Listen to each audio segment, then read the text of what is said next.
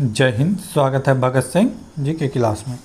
हम लोग देख रहे थे एएलपी टेक्नीशियन 2018 के क्वेश्चन पेपर। अगर चैनल को सब्सक्राइब नहीं किए हैं तो अभी चैनल को सब्सक्राइब करें। अगर इसका पीडीएफ चाहते हैं तो हमारे टेलीग्राम चैनल भगत सिंह जी के क्लास से जुड़ सकते हैं। वहाँ 300 के 30 शिफ्ट का क्वेश्चन मिल जाएंगे आप लोग को। आज का पहला क्वेश्चन 30 नंबर तक क्वेश्चन हम लोग पिछले वीडियो में देख चुके थे। आज उससे आगे देखेंगे। जिस प्रकार एकांकी संगहीन है से संबंधित है उसी प्रकार मात्रा किससे संबंधित है। तो मात्रा किससे संबंधित होगा? परिमाण से। अगला क्वेश्चन, यदि किसी अवतल दर्पण का पतन कोण 30 डिग्री हो तो परावर्तन कोण क्या होगा? तो देखते हैं। मान लेते हैं ये क्या है? अवतल दर्पण। ठीक है। अब कह रहा है कि ये बिंदु P है। ठीक, यहाँ से कोई प्रकाश आ रहा है, कह रहा है कि 30 डिग्री के कोण से आ रहा है। ठीक है, ये एंगल कितना है? 30 डिग्री। तो पूछ रहा है कि परावर्तन टकराने के बाद कितना डिग्री कोण से निकलेगा। ठीक है, तो कितना डिग्री कोण से निकलेगा? तो ये कोण भी जो है 30 डिग्री ही होगा। आपतन कोण परावर्तन कोण के बराबर होता है। ठीक है, तो राइट आंसर कितना हो जाएगा? 30 डिग्री। अगला क्वेश्चन, हाल ही में किसने भारतीय ई वाणिज्य विशालकाय संस्था फ्लिपकार्ट के नए सीईओ के रूप में कार्यभार संभाले हैं? तो इसका राइट आंसर होगा कल्याण कृष्ण मूर्ति। अगर फ्लिपकार्ट की बात करें तो इसकी स्थापना हुआ था 2007 में। कब हुआ था? 2007 में। सचिन और विपिन दो बंसल भाई थे। ठीक है, सचिन बंसल और विपिन बंसल मिलकर इसकी स्थापना किया था। अगर इसका हेड क्वार्टर की बात किया जाए तो कहाँ है? बेंगलुरु में है। कहाँ है? बेंगलुरु में है। ठीक है, अगला क्वेश्चन देखते हैं। फरवरी 2018 से दिल्ली की आईपीएल टीम दिल्ली डेविल्स का मालिक कौन है? तो इसका मालिक कौन है? GMR group. कौन है? GRM group. अगर दिल्ली कैपिटल्स की बात करें, दिल्ली डेविल्स नाम बदल कर बाद में किया गया था, पहले था दिल्ली कैपिटल्स। अगर दिल्ली कैपिटल्स कब टीम बना था? तो 2008 में। 2019 में इसका नाम बदलकर दिल्ली कैपिटल से दिल्ली डेविल्स से बदलकर दिल्ली कैपिटल कर दिया गया है। अगर वर्तमान में इसके कप्तान की बात करें तो ऋषभ पंत है।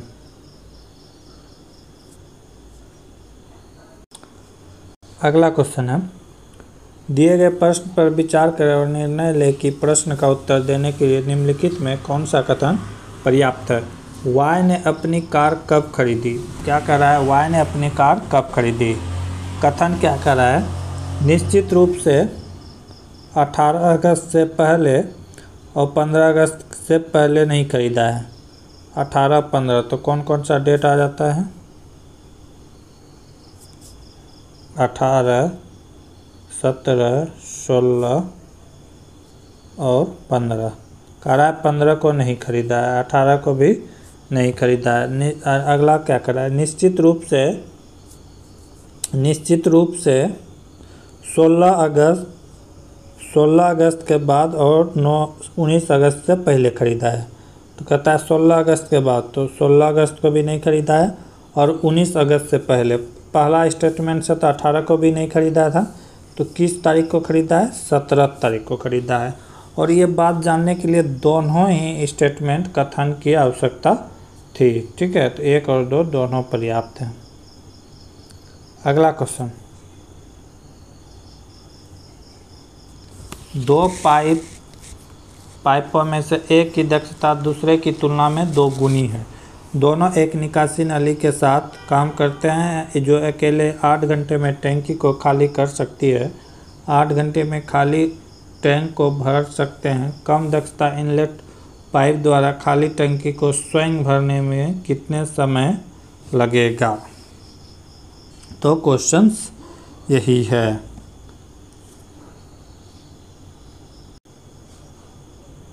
मान लेते हैं कि जिसका दक्षता अच्छा है वो लेता है x घंटा, तो जिसका दक्षता कम है तो कितना लेगा x माइनस 2x। ठीक है, दोनों मिल के कर रहा है तो प्लस, और एक टंकी क्या कर रहा है, इसको 1/8 घंटा में खाली कर दे रहा है, 1/8 घंटा में खाली कर दे रहा है, और ये टोटल समय कितना लगता है 1/8।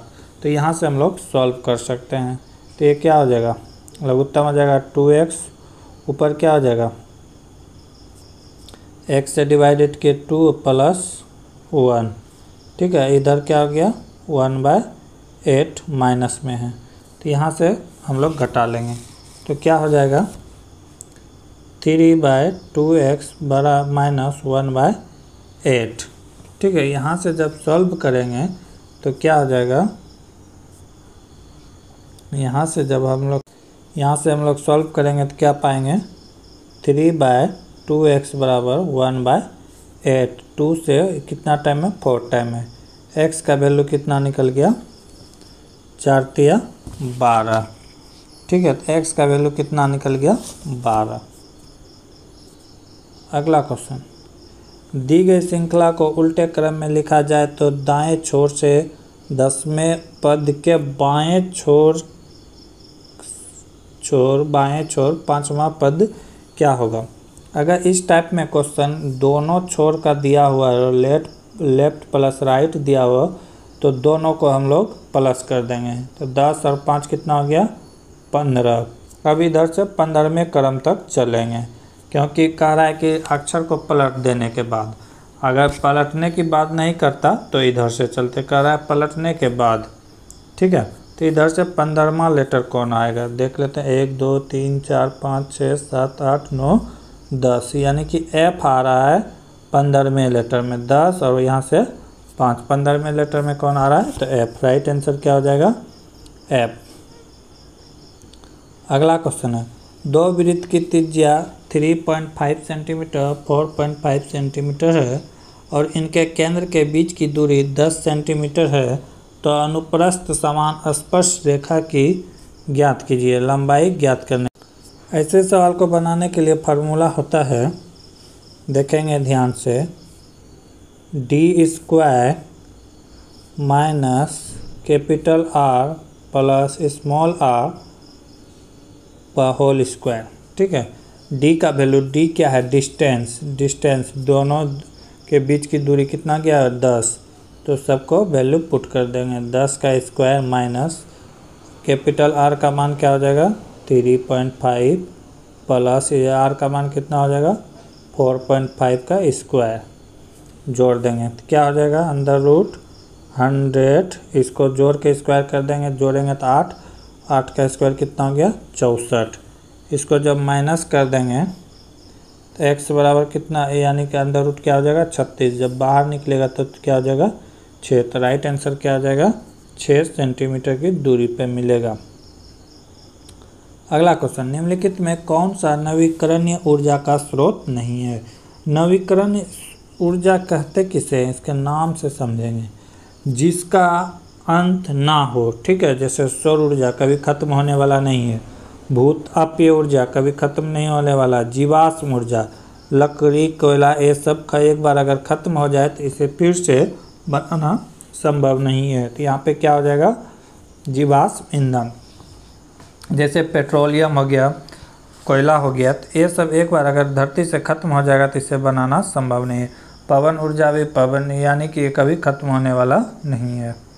अगला क्वेश्चन है, 4% वार्षिक साधारण ब्याज की दर से 1250 रुपये की धनराशि पर 6 वर्षों का ब्याज कितना होगा।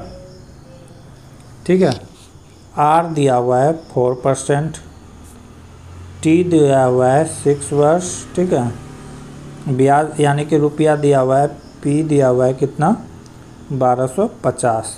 तो हम लोग यहाँ से निकाल लेंगे, ब्याज पूछा है। ठीक है, क्या पूछा है ब्याज पूछा है, तो ये यहाँ से SI बराबर क्या हो जाएगा P into R into T/100, जो होगा आंसर हो जाएगा।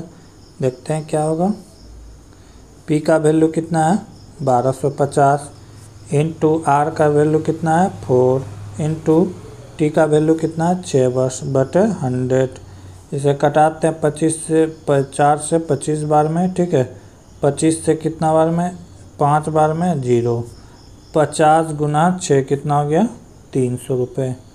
कितना होगा ब्याज, कितना हो जाएगा 300 रुपये। यदि हम धोवन सोडा को थोड़ी सी मात्रा लेते हैं और इसमें लगभग 1 ml तनु हाइड्रोलिक अम्ल मिलाते हैं तो हम क्या देखेंगे। हम देखेंगे कि CO2 गैस तेज बुदबुदाहट के साथ निकलती रहती है। अगला क्वेश्चन, निम्नलिखित में से सही विकल्प चित्र के सही दर्पण प्रतिबिंब को दर्शाता है। यहाँ पे एक प्रतिबिंब रखा हुआ है, पूछ रहा है कि इसका राइट आंसर क्या होगा। तो ऐसे में क्या होगा, n पहले यहाँ आ जाएगा, n कहाँ आ जाएगा यहाँ, लेकिन n का क्रम क्या आ जाएगा उल्टा हो जाएगा, ठीक है। यहाँ पे मिरर लगा है। r भी पलट जाएगा, किस तरह हो जाएगा इस तरह, ठीक है। e भी पलट जाएगा, e इस तरह है तो कैसे हो जाएगा इस तरह हो जाएगा, ठीक है। फिर t में कोई फर्क नहीं पड़ेगा, t उसी तरह रहेगा। s भी बदल जाएगा, s ऐसे हो जाएगा, s किस तरह हो जाएगा ऐसे हो जाएगा, s हो जाएगा ऐसे, ठीक है। s के बाद e फिर पलट जाएगा, e किस तरह आ जाएगा इस तरह, और w तो कोई फर्क नहीं पड़ेगा इस तरह। तो ऑप्शन कौन सा आ जाएगा, ऑप्शन नंबर 3 राइट आंसर होगा, ठीक है। अगर ये जल प्रतिबिंब करता तो ऐसे पलट जाता, w क्या होता है m हो जाता है, e उसी तरह रहता है, s पलट जाता है, t भी पलट जाता है, e उसी तरह रहता है, r भी उल्टा हो जाता है, n भी उल्टा हो जाता है, ठीक है। तो क्वेश्चन में देखना है कि प्रतिबिंब जल प्रतिबिंब कर रहा है या मिरर प्रतिबिंब कर रहा है, ठीक है। ये बात को ध्यान रखना है। अगला क्वेश्चन क्या है, यदि 4x + 3y + 5 = 0 और 6x - ky - 7 = 0 हो, कोई हल ना हो तो k का मूल्य कितना होगा। कोई हल ना हो उसके लिए पहले फार्मूला हम लोग जानेंगे क्या होता है, देख लेते हैं। a1/a2 b1/b2 = not equal to c1/c2। सबका वैल्यू पुट कर देंगे। a का क्या हो जाएगा 4, a2 का हो जाएगा कितना 6, ठीक है, बराबर यहाँ पे b1 का कितना हो जाएगा 3, ठीक है। b2 का वैल्यू क्या हो जाएगा k माइनस लिखा हुआ है, इक्वल टू c1/c2 भी बराबर नहीं तो इधर लिख भी सकते हैं, नहीं भी लिख सकते हैं। तो कितना हो जाएगा 5/-7। तो इससे हमको मतलब नहीं, यहाँ से हम लोग k का वैल्यू निकाल लेंगे, k का वैल्यू निकाल लेंगे यहाँ से। तिरछा तिरछी गुना कर देंगे तो कितना हो गया 6 × 18/4। इसको जब सॉल्व करेंगे तो कितना हो जाएगा 4 × 4 = 16 बचा 2, 4 × 5 = 20। 4.5 माइनस 4.5 माइनस क्यों होगा, क्योंकि k का सिंबल क्या है माइनस, तो k का वैल्यू क्या आ जाएगा -4.5, ठीक है। एक प्लस में एक माइनस में, तो ये ध्यान देना है कि माइनस वाला होगा क्योंकि k का वैल्यू क्या है माइनस में। अगला क्वेश्चन, P S की माँ के इकलौते पुत्र की पत्नी है तो P किस प्रकार S से संबंधित है। क्वेश्चन क्या कह रहा है, P S की माँ की, S यहाँ है, S की माँ कोई है, उसकी माँ के इकलौते पुत्र की पत्नी है, ये मान लेते हैं उसका पुत्र हो गया, इसका पत्नी है कौन P। तो कह रहा है कि S से कैसे संबंधित होगा, तो ये कैसे संबंधित होगा, ये यानी कि भाभी और ननद के बीच का रिलेटिव हो गया। ये इसका भाई और भाई की पत्नी को क्या लगेगा भाभी, ननद या साली, जेठानी, कुछ भी हो सकता है। अगला क्वेश्चन, आधात्विक तत्व गुण बढ़ता है, कैसे बढ़ता है, सोडियम से क्लोरीन के तक जाने पे इसका धात्विक गुण बढ़ता है। अगला क्वेश्चन, मान लें निम्नलिखित चित्रों में प्रत्येक में संख्या एक समान पैटर्न का अनुसरण करती है उस विकल्प का चयन करें जो प्रतिबिंब बी प्रश्न को देने के लिए उपयुक्त है। तो यहाँ क्या किया गया है, ये दोनों को गुना करके ये दोनों को माइनस कर दिया गया है। ठीक है, देखते हैं क्या किया गया है। 9 गुना 10 कितना हो गया 90। इधर से 8 गुना 4 कितना हो गया 32। बस इसी को माइनस कर दिया गया है 58 यहाँ पे लिख दिया गया है। तो हम लोग भी इसी पैटर्न को फॉलो करेंगे। 15 गुना 10 कितना होता है 150। इधर से कितना होगा 8 गुना 9 कितना हो गया 8 गुना 9 72। इसको जब माइनस कर देंगे तो कितना हो जाएगा 78 क्या होगा राइट आंसर। रिक्त स्थान में सबसे उपयुक्त विकल्प भरे। गुरुत्वाकर्षण का सार्वभौमिक नियतांक होता है, यूनिवर्सल कांस्टेंट होता है। तो ये कितना होता है 6.67 × 10⁻11 न्यूटन मीटर स्क्वायर पर केजी स्क्वायर। ठीक है, ये गुरुत्व यानी कि हर जगह कैपिटल जी का वैल्यू यही होता है जो हर जगह समान होता है। स्मॉल जी का वैल्यू तो बदलते रहता है, लेकिन इसका वैल्यू हमेशा क्या रहता है समान रहता है।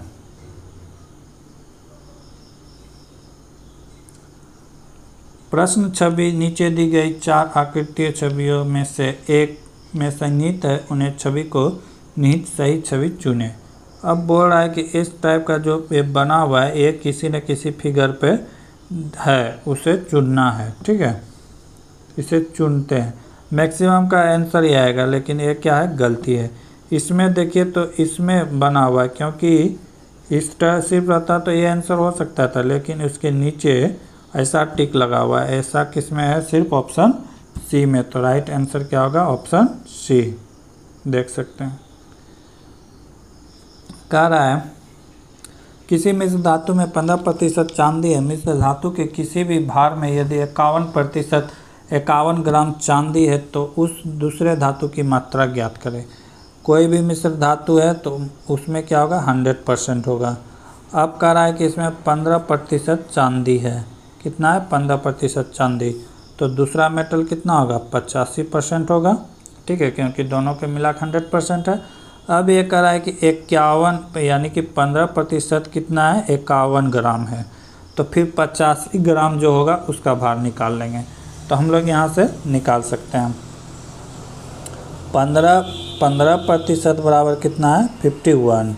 ठीक है, तो हमें कितना चाहिए 85%। ठीक है, तो 85% बराबर क्या हो जाएगा x तिरछा तिरछी गुना कर देंगे, क्या हो जाएगा 51 गुना 85/15।